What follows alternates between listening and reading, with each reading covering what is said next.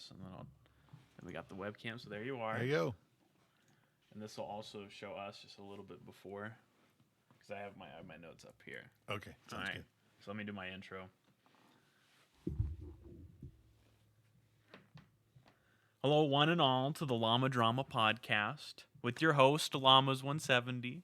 Today we have an extra special guest with us here, my father. On today's podcast, we will be going over parenting and everything that comes with it. I've known my father for the past 24 years around, but you guys don't know him very much at all. So why don't you introduce yourself to the listeners, Father? Hey, I'm Tim's dad. How's that? Well, what do you do? Well, my name is Dan, and I'm a doctor, a physician, a family practice doctor. There we go. And how many kids do you have? I have 5 kids. And that's important because today's podcast, as I said, is on parenting, and we're going to talk about a little bit about the book I read titled "I'm Glad My Mom Died" by Jennette McCurdy. Oh, that Jennette McCurdy. I know her. Yeah. So let me give a little synopsis real quick before we get into it. So the book delved deeply into the author's life as a child and growing up in the entertainment industry. But most importantly, it talked about her and her relationship with her parents and what she went through with their parenting. This book will be the foundation of what we're talking about here today, and I will be cross-referencing it, stuff like that, with what my father thinks and has done with parenting himself, because he's done it for quite a while now. To give a little summary of the book, for those who haven't read it, the book is an autobiography by Jennette McCurdy, an actor who you may recognize from her roles in Nickelodeon. Throughout the book, the reader is met with various things that can only be best described as child abuse, both physically and mentally, to Jennette from her mother. From forcing her to act against her will, to developing her child's various eating disorders, she was what we would call a terrible parent. Eventually, her mother died of cancer, as per the book title, and Jennette was left with the ghost of her mother and what she meant to her, how she treated her, and how she idolized her, while she fought her way to become a better person and freeing herself from her horrible past of her family. Eventually, she came to terms with everything that happened to her in her childhood and turned her life around to something that she could be proud of herself. So, before we talk a little bit more about the book, how would you describe your parenting style? Well, I'm certainly not a hoverer, nor am I a jellyfish. Jellyfish parents are the ones who kind of just let the kids do whatever feels good. It's whatever the kids say, let the kids make all the decisions, stuff like that. And of course, at a certain age, that's just fine. And at a certain age, there's not much you can do anyway about it. I mean, your kids will be who they are. I'm a parent who felt that direction was important, but that ultimately the child has to make their own decision. It's not a jellyfish. It's not a helicopter parent. It's not a hovering parent or anything like that. It's kind of maybe a combination of all the above. No, that's a good way to put it.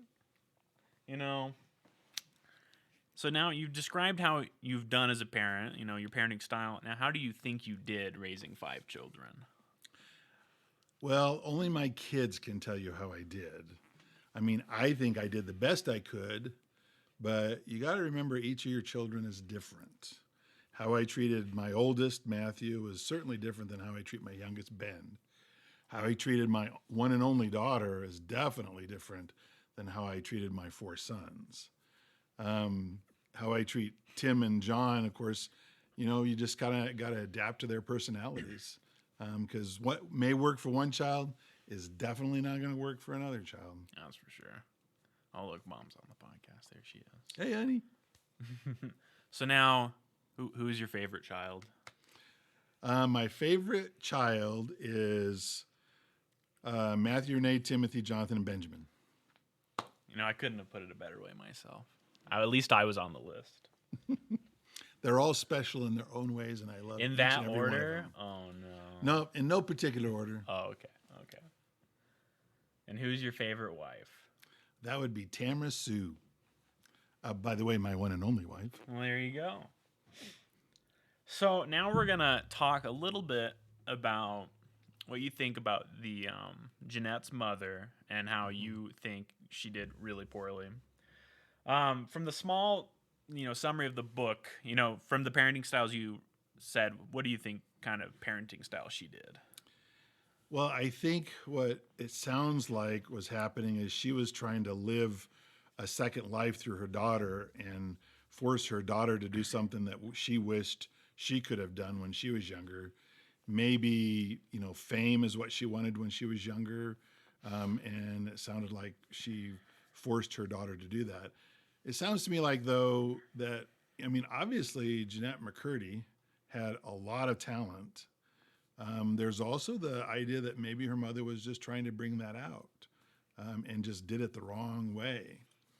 I don't know exactly what abuse is alleged in the book, but there's very few things in life you should force your kids to do.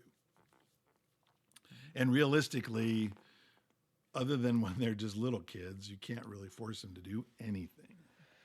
Oh yeah. Well, in the book, so yeah, she says multiple times that the only reason she wanted her daughter to act was because her parents wouldn't let her, There you go, trying to live and through her daughter. trying to Yep. live through her daughter. And instead of thinking that was weird, she thought it was like something she had to do as Jeanette. She had to do it so she could make her mom's life better. Right. Probably her mother made Jennette feel that if you do this, you'll make me happy, Yep. and making me happy will make you happy. You happy? Yep.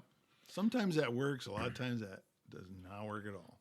And it was especially multiplied because she was diagnosed with cancer.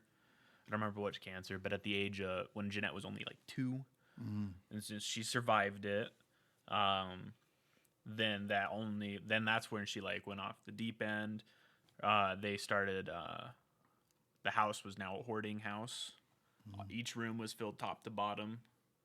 The children had to sleep in the living room on the floor on little mats. How many siblings did Jennette have?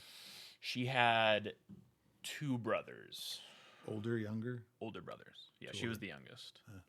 And then her father lived there, and her grandma and grandpa lived there. Wow, so extended family and immediate Mhm. family. That's difficult to begin with. Yeah, and so I think, it wasn't very good. They were very poor.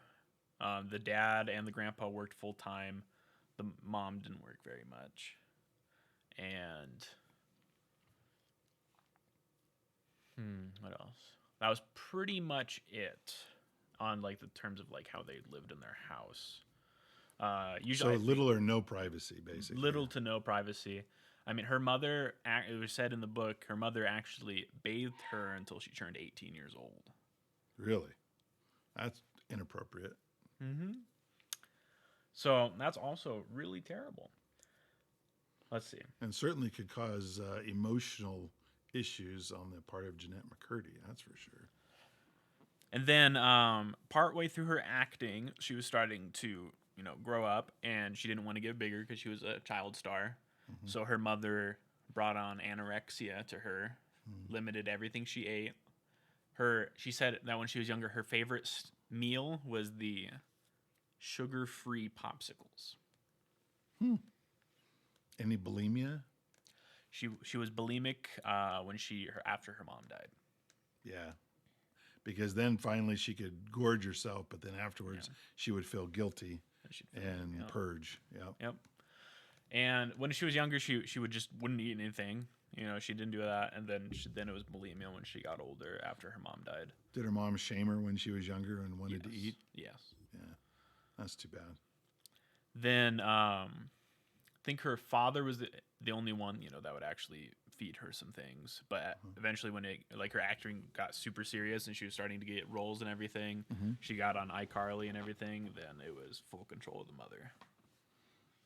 So it sounds like the father was pretty detached, didn't do a whole lot. Didn't do a whole lot. Was he just like working all the time and not involved? He was or- working all the time. Later in the book is almost the very end. It was found out that they weren't actually his children. She cheated on him with another person, but he knew, Oh. and he decided to raise them anyways. Oh, that was generous of him. Yeah. So that was like a huge bomb they dropped at the end of the book. I was like, how much worse could it get? Yeah. Did she have a good bond with her dad? Or? Yeah, it was good. It was Okay. good. He was a good father. Yeah. He knew that she didn't want to do acting, so he would like not take her to acting sometimes because she didn't want to, or she would take her to eat at certain places because she wanted to, and things like that when her mother wouldn't. Did it say what the relationship between the mom and dad were? Oh, she hated him. The mother did. Mother hated him. Yeah, Probably resented him. yeah. Yeah. Would kick him out of the house a lot. Would yell at him in front of the kids. And that probably came from basically a self-loathing. She hated herself, but took it out on him. And I don't think she knew he knew. Oh, so they really didn't even talk about it I either. don't think they talked about it. Huh. No wonder. And she never told Jennette. It was later after she died, the father told her and told all the children. Did she still have a relationship with her father? I think so. Oh, nice. I think her grandparents are dead, but they still might be alive. At the end of the book, they were alive. Okay. So I don't know how long ago the book, the ending was. Was it her mom's parents or her dad's parents that lived with them? Her mom's parents. Ah, that makes sense. So they were also really bad. Oh man. I think the only reason they stayed in contact with Jennette was because they wanted her money because she was really rich. Yeah, After all the acting. being successful as she was. And, I mean, she pretty much, I think her mom also pretty much took the majority of the money too. Yep. Then after she died, it went all back to Jennette. Mm-hmm. And because they had put away, I think they put away the majority of it, but then like the rest of it that the mother could take, she took all of that. Because I think they have like some laws where they limit what the parent can take. Yep. But they took all of it. Their life was a little bit happier, but they never did move. They never did any of that things. They never cleaned the house or anything. It was very strange. Yeah, that would be a lot of stress living in a hoarding house.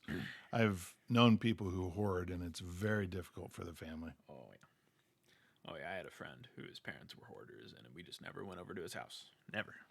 No, because number one, they feel embarrassed about it. Number two, there's literally no place to sit. You pretty much got to stand. Yeah. And most truly hoarding houses are not very clean either. Oh, they're filthy. They're pretty filthy, yeah.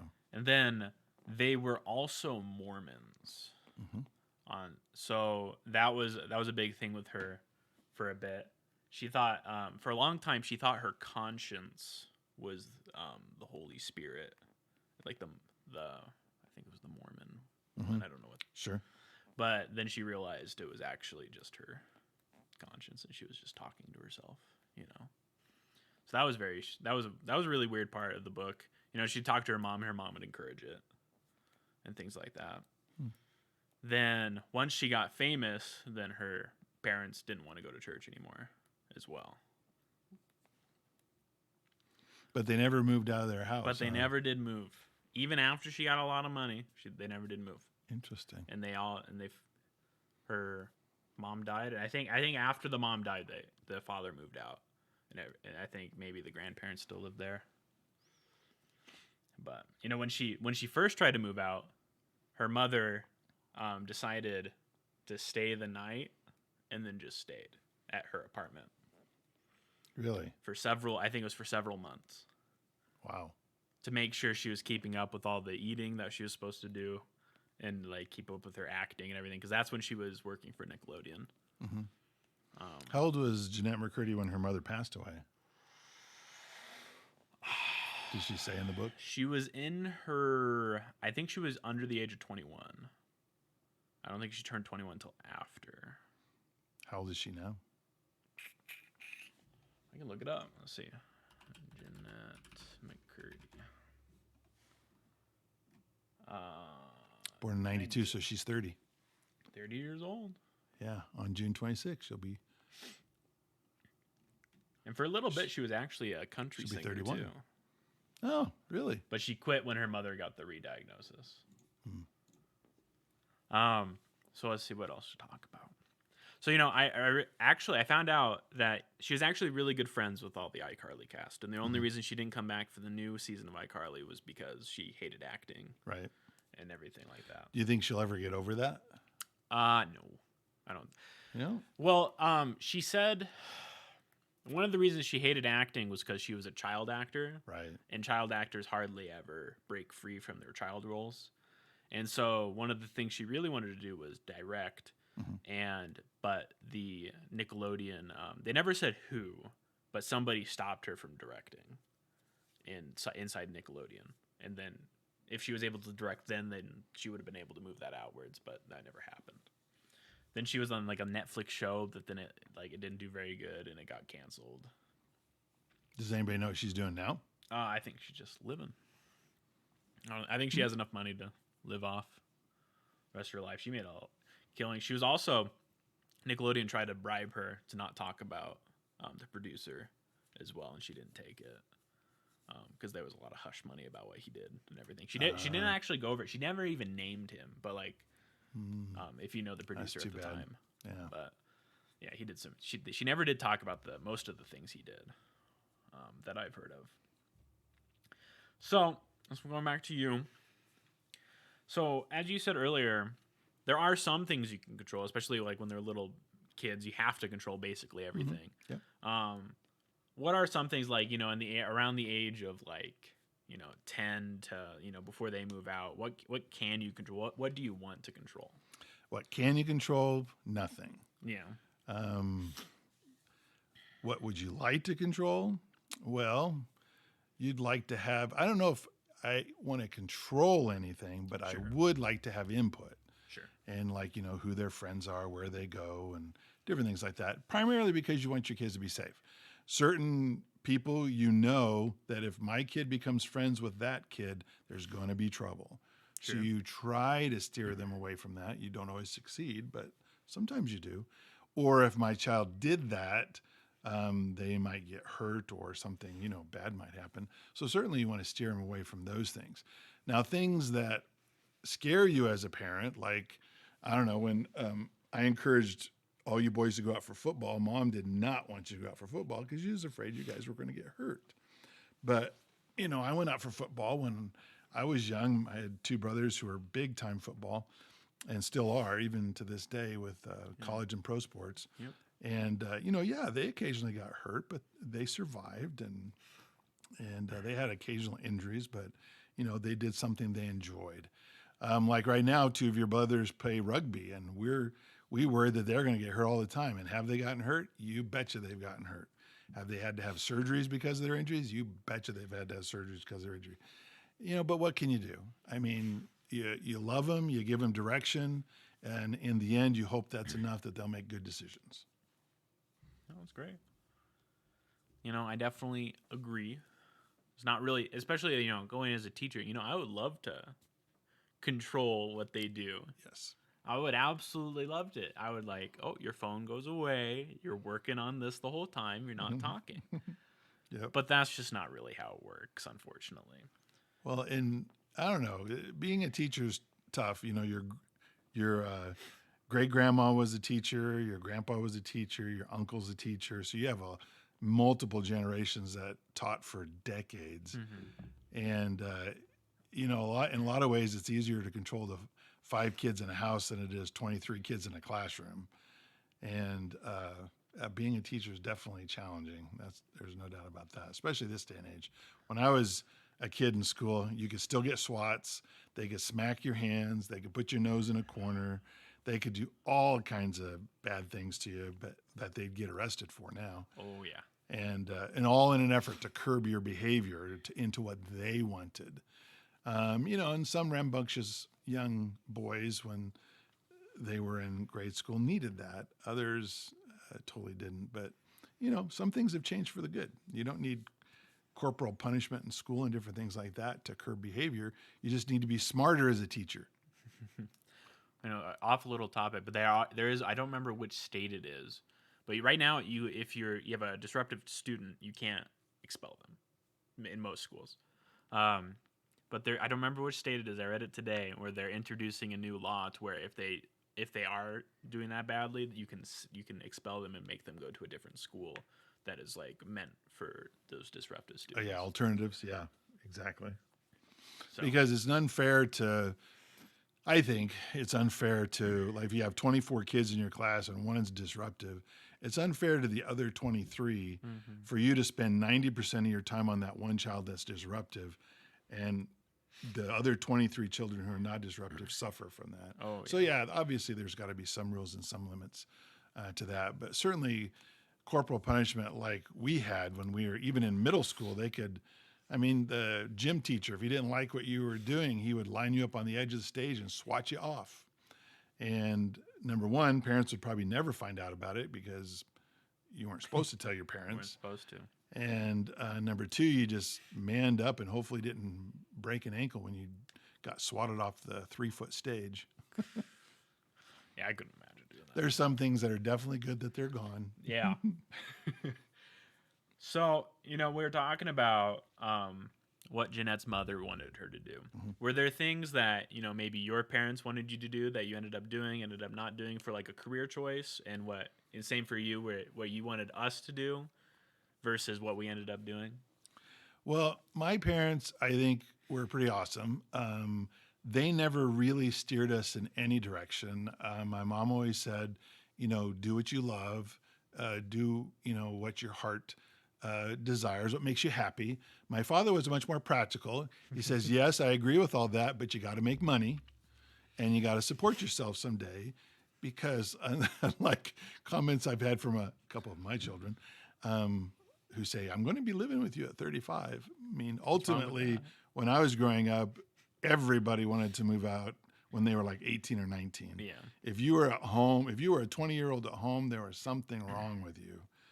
That's just not like what it is today. Oh, no. Today, it's a lot more difficult financially to be independent. And I think most parents understand that.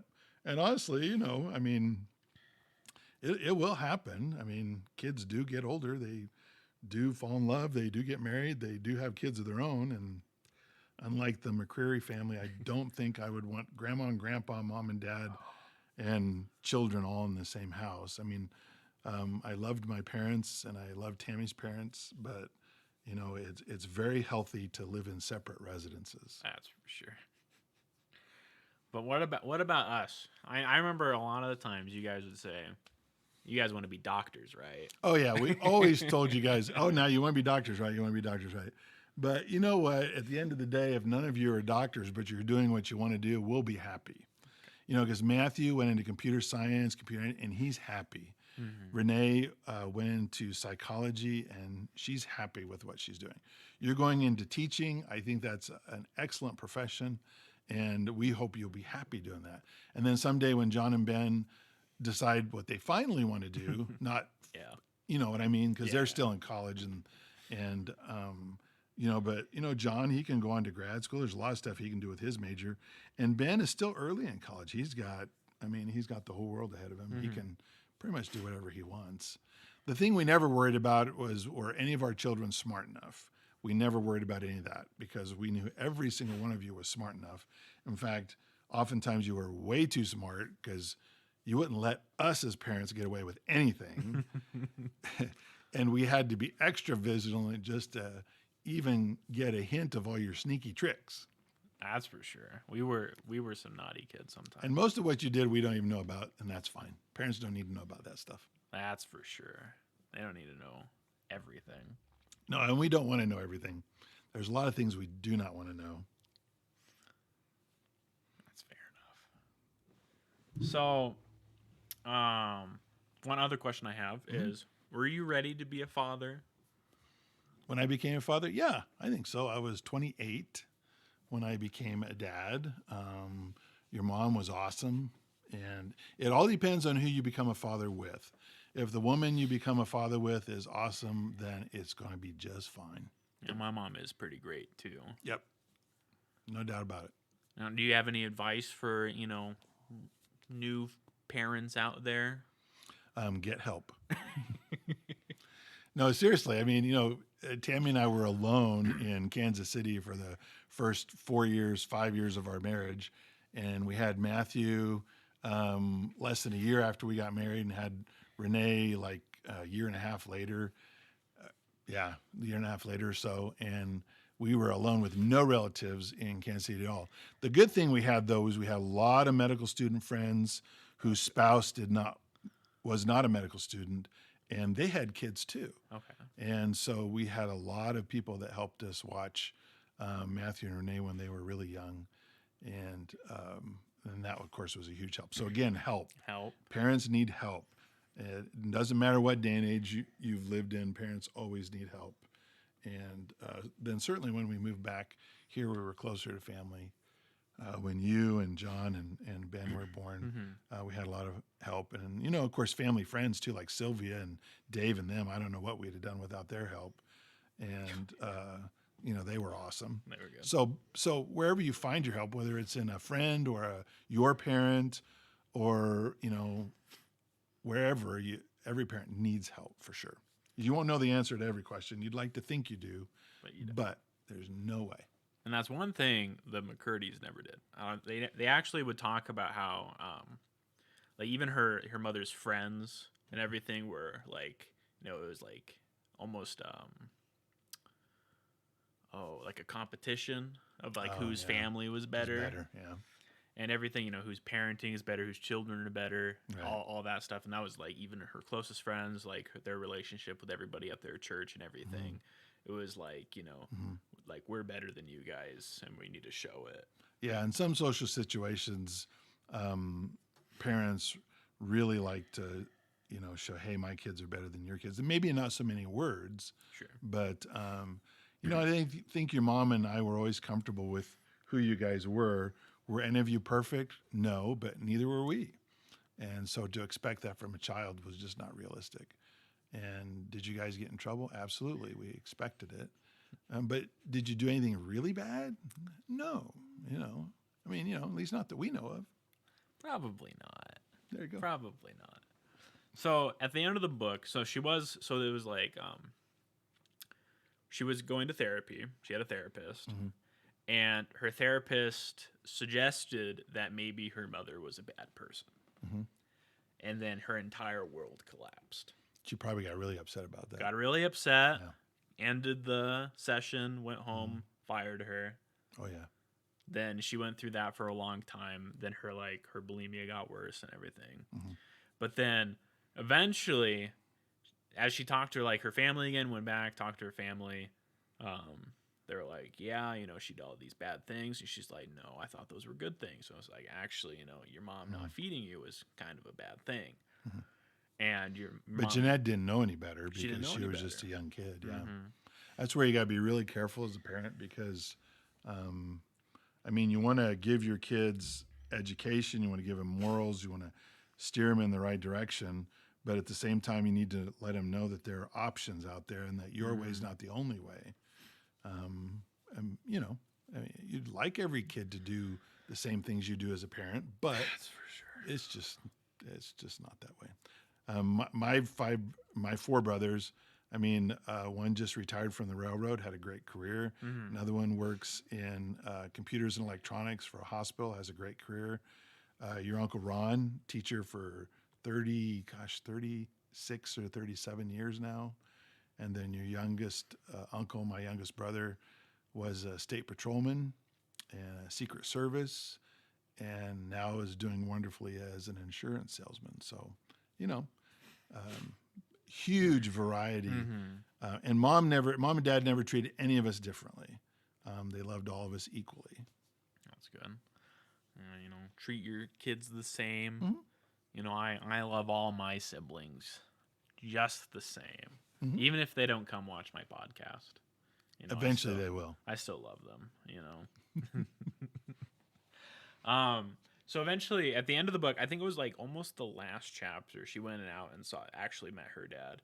And her dad was, Her real dad? her real dad. Oh. And he played in an old guy band. He played the trumpet, I think, and that was him. That's what he did. He knew about her and the children and everything. But he never said anything. But he never said anything because he thought it would blow everything up. Sure. And It just caused trouble. It caused trouble, yeah. And then he didn't know that the mom died, I think, so he never reached out. Sure. But since Jennette reached out, it was fine. And he was they were super happy. They were all happy about it. And so that was a good thing, Yeah. And she was still having a good relationship with her her like stepdad Mm-hmm. and her real dad. Then yeah, I think her relationship with her grandparents were never good. I think at some point, they blamed her for her mother dying a lot. They only stayed because they needed her money. Yeah. Although it was obviously not her fault, and she had nothing to do with that. Yeah, absolutely. Yeah. And It's always easier to blame somebody else. I know that's for sure. I don't blame you though for anything. Then what else? Then she got with another doctor. That was like more focused in on like the eating aspect, and Mm-hmm. she eventually got over it. And then by the end of the book, she hadn't done it in over a year. Good. And she wasn't acting anymore. Mm-hmm. She turned down the iCarly thing, The reboot. the reboot. Mm-hmm. And I think she was just going on it. I think she said she would come back to acting if it was like an actual role that wasn't her previous roles, because she wanted to break free from the child acting thing. But maybe she'll come back someday on her own terms. yeah, you never know.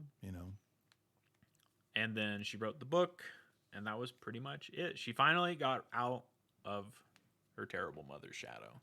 Yeah. And that was a terrible mom. It's too bad she wasn't able to do that while her mom was still alive. Yeah, unfortunately. Because I think, oh man,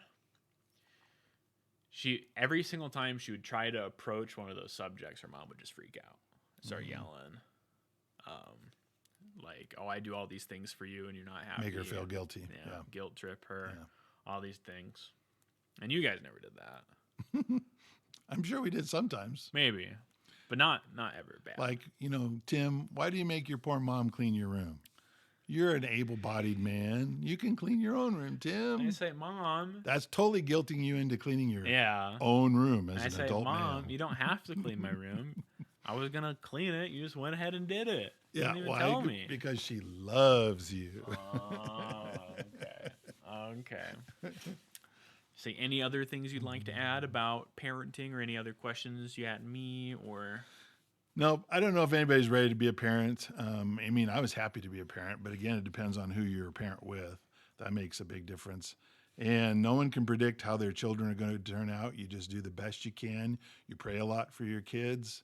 You show them the right way to go that you believe. And then after that, you just got to pray God's favor, and hopefully they make the right decisions. Hopefully. Or at least good decisions. Hopefully some good ones Yeah. out there sometimes. I make a good decision every once in a while. Yeah, like inviting me to this podcast tonight. That was an excellent It was after he decision. guilt tripped me. He's like, Tim. I did. I said, Tim, I go, when are you going to invite me on your podcast? Your poor old father. Yeah, so definitely. Sometimes guilt trips work, but in very little amounts. Very little amounts. Too much, they don't work at all. Just like how you can't trick your kids all the time into doing things. You could trick your kids when they're younger. Like when you kids were young, and on New Year's Eve, we'd watch the ball drop in New York, and it'd be 10 o'clock, and we'd say, "Yay, midnight, let's all go to bed." Now, you can trick your kids for a little while and stuff like that, but pretty much everything else, if the kids don't see you through you right away, they eventually will see through you. Yeah. And so it's just not worth it. You see videos of that every time around New Year's. You always see those new videos about people. They're like, "Yay, it's midnight!" and they've turned to their clock and it's 9 o'clock. Right, exactly. Or they're watching last year's and now it's like 8 o'clock or something like that. And they just wanted to go to bed. Yeah, that worked, I think, until you kids were like 5 or 6. So, and after that, it didn't work too well. And then you guys had to stay up. And then when you got older, you're like, well, we didn't want to be here anyway. So go to bed, Mom and Dad. We'll go out and have fun. Yeah. I think usually I was just trying to play games. And then you guys are like, "Come upstairs. Let's do." Sing the Happy New Year's and all that kind of stuff. Happy And then after that, you can go do whatever you want to do. That's true. Yeah, exactly. Yeah. Well, I think we're going to have you on the podcast again sometime when I think of another thing. Well, good. Oh, I got to say about Jennette McCurdy, though. Oh, yeah? I loved her as an actress. I thought she was wonderful in iCarly. I had no idea what she was going through until you told me about this book. And I think it sounds like she's made incredible strides to get herself straightened out and, become a better adult. And hopefully someday, like I said, on her terms, she'll come back but that's up to her. If she never does, that's totally fine. Definitely Totally one of fine. the better biographies I've ever read. There's some really bad ones out there. It's a really good book. Even outside of the biography aspect, you honestly didn't know what was going to happen next. And there were some crazy things that happened throughout the book. And she would get very personal and talk about a lot of things that you wouldn't even think about. And it was a really, really good book. So Sounds like a good one. well, thanks, Father. You're welcome. Thanks for having me. Of course. Thanks for being on the show tonight. It was Hi, a Tammy. pleasure to have Hi, you. Tammy. Yeah, say hi to the people watching. Hi, Brittany. All right. Let's see. Oh, yeah. So one of the things I like to say sometimes is I like to say that my parents are my biggest sponsors. So And biggest fans. Yes. usually, when you watch something on the internet, like, and here's our sponsor. And I was thinking I need to get like a picture of you and Mom and put it like the side of my screen as like my sponsor every once in a while, Thanks, Tim, for letting me on the show. Oh, of course, Dad. It worked. So all right. Well, thanks to all those who listened and who are listening tonight, and all those who are going to listen in the future. I upload these to Spotify and YouTube. Nice. And you can rewatch it on Twitch if you'd like. Sounds good. So for all those who want to come in later, you stream at Llama's 170 here on Twitch. Usually do it on Mondays, but depending on work, it'll be Monday or Tuesday usually. And let's see what else I got to say. I think that's going to be it. Thanks everybody for watching again. It was a fun little episode. Episode 6 starring the Father. Thank you, Tim. Of course. Joy Dad. to be here. Of course. And we'll catch you guys all on the next episode. And we'll see you guys all then. Bye, guys. Bye.